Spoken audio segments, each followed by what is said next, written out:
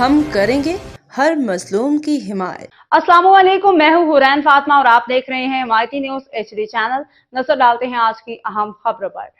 Cadet college Larkana کے طالب علم کی ادبی کامیابی 18 سال کی عمر میں ایک کتاب مکمل۔ رپورٹ ہے مدین حمایتی۔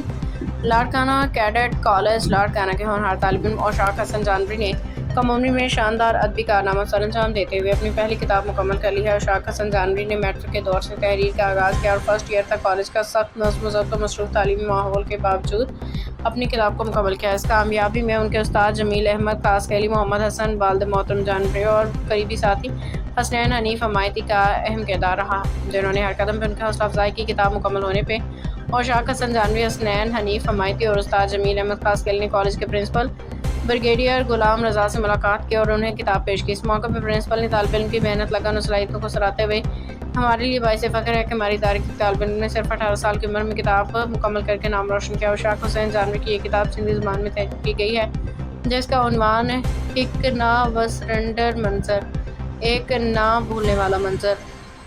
اس کتاب میں 4 دلچسپ کہانیاں۔ نہ بھولنے والا منظر، حاصل ہوئی محبت، بھروسہ، آخر کیا ہوا۔